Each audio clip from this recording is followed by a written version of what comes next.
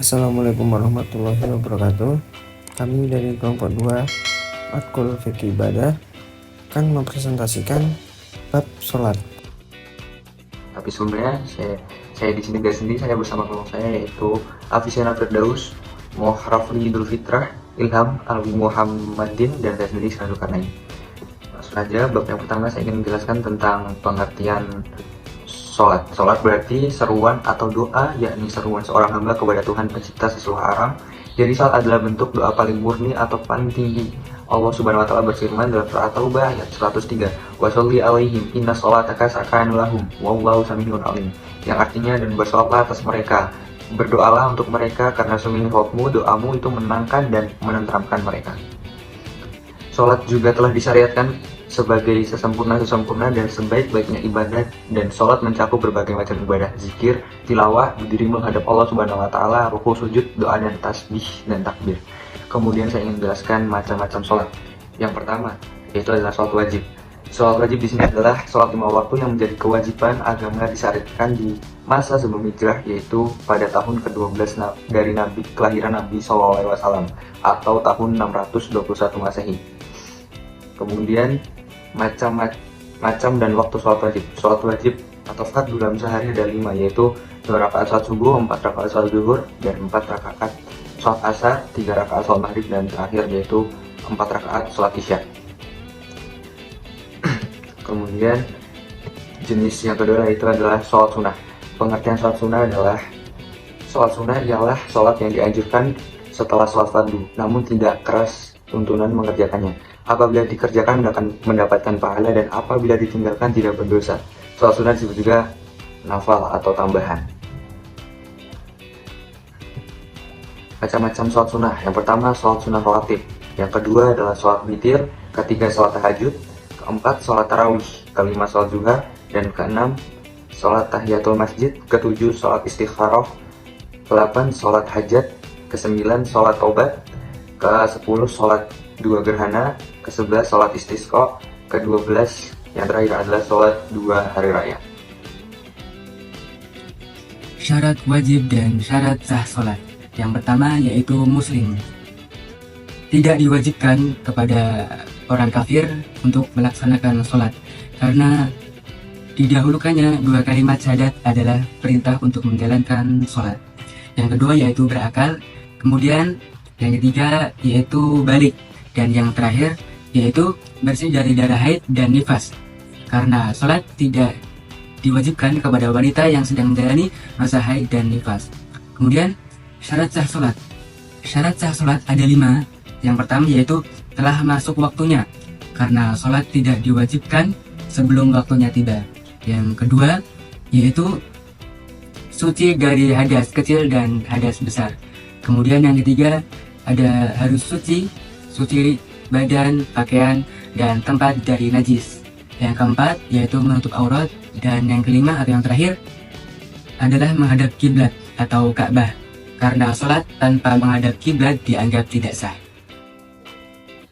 Rukun atau fardu sholat adalah segala perbuatan atau perkataan apabila ditiadakan maka sholat tidak sah. Dalam mazhab Syafi'i, sholat dirumuskan menjadi 13. Yang pertama yaitu niat. Niat adalah bermaksud melakukan sesuatu diri dengan awal melakukan pekerjaan tersebut. Yang kedua yaitu berdiri dengan tegak. Yang ketiga takbiratul ihram, membaca takbir Allahu Akbar. Kemudian yang keempat yaitu membaca Al-Fatihah. Sebagaimana hadis riwayat Bukhari dan Muslim, tidak sah sholat kecuali dengan membaca Ummul Quran. Yang selanjutnya yaitu ruku', kemudian i'tidal. Yang ketujuh, sujud 2 kali untuk setiap rakaat. Yang ke-8, duduk di antara 2 sujud pada setiap rakaat. Kemudian duduk akhir yang mengiringi salam atau duduk tahiyat. Kemudian ada membaca tasyahud sewaktu duduk akhir. Yang kemudian yang ke-11 yaitu membaca sholawat. Yang terakhir mengucapkan salam, dan kemudian tertib dalam mengerjakan rukun-rukun sholat tersebut secara berurutan. Poin selanjutnya yakni hal-hal yang membatalkan sholat. Yang pertama, murtad.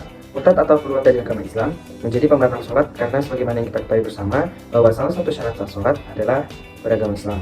Yang kedua, gila. Menjadi gila atau hilangnya akal sehat juga dapat menjadi yang membatalkan sholat. Seperti kita ketahui juga bahwa syarat sah sholat yaitu berakal. Yang ketiga, belum masuk waktu sholat. Sholat tidak sah apabila waktu sholat belum tiba. Maka jika seseorang sedang sholat tanpa mengetahui waktunya dan di tengah sholat baru masuk waktu, maka sholatnya itu langsung dibatalkan saja. Yang keempat, terkena najis. Suci dari najis menjadi salah satu syarat sah sholat, sehingga tidak sah sholat seseorang apabila baju, badan, atau pada tempat ibadahnya terkena najis. Yang kelima, yakni berhadas kecil. Yang keenam, berhadas besar. Yang ketujuh, terbukanya aurat secara sengaja. Yang kedelapan, kehilangan niat. Orang yang sholat kemudian tiba-tiba berubah niatnya, maka sholatnya langsung batal. Yang dimaksud berubah niat pula apabila terbesit niat untuk menghentikan sholat yang sedang dilakukan di dalam hati, maka pada saat itu sholatnya batal sebab niatnya telah rusak. Yang ke-9, tidak membaca Al-Fatihah. Yang ke-10, meninggalkan rukun-rukun sholat seperti yang sudah dijelaskan teman saya sebelumnya. Yang ke-11, yakni tertawa. Yang terakhir, yakni bergerak di luar gerakan sholat, jadi menambah gerak-gerakan sholat yang tidak ada dalam rukun-rukun sholat. Selanjutnya, yakni jamak sholat. Yang pertama, pengertian jamak. Secara bahasa, kata jamak berarti menggabungkan atau menyatukan ataupun mengumpulkan. Sedangkan secara istilah, sholat jamak itu adalah melakukan dua sholat fardu, yaitu zuhur dan asya ataupun maghrib dan isya secara berurutan pada salah satu waktunya. Di luar dari yang didefinisikan tadi, maka bukan termasuk sholat jamak. Yang dimaksud tadi yakni sholat zuhur tidak bisa dijamak kecuali hanya dengan sholat asar. Dan begitu juga sebaliknya, sholat maghrib tidak boleh dijamak kecuali dengan sholat isya. Adapun ketentuan diperbolehkannya jamak. Yang pertama yakni haji. Ketentuan selanjutnya yakni dalam keadaan safar.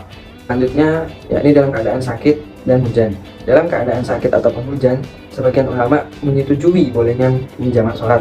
Namun ada beberapa mazhab yang tidak menyetujui menjamak sholat dalam keadaan sakit ataupun hujan. Poin selanjutnya yaitu sholat jamaah. Yang pertama ada pengertian sholat jamaah. Jamaah artinya perkumpulan atau kebersamaan. Maka sholat jamaah ialah sholat yang dikerjakan secara bersama-sama oleh sekumpulan orang yang terdiri dari dua atau lebih dengan dipimpin oleh seorang imam. Yang kedua, hukum sholat jamaah. Hukum sholat jamaah merupakan perbuatan sunnah muakkad. Bagi setiap mukmin yang tidak memiliki udzur, maka sangat dianjurkan untuk mengerjakannya.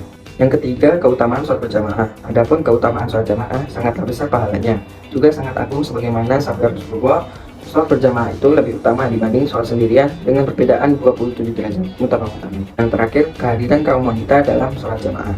Bagi wanita dibolehkan untuk menghadiri sholat jamaah di masjid bila dirasa aman dari fitnah dan tidak dikhawatirkan adanya gangguan. Berdasarkan sabda Nabi SAW, janganlah kamu melarang para wanita dari hamba-hamba Allah mendatangi masjid-masjid Allah. Hadis riwayat Ahmad. Akan tetapi, sholatnya seorang wanita di rumah lebih utama. Juga berdasarkan sabdanya, yakni rumah-rumah mereka lebih baik bagi mereka. Hadis riwayat Abu Daud.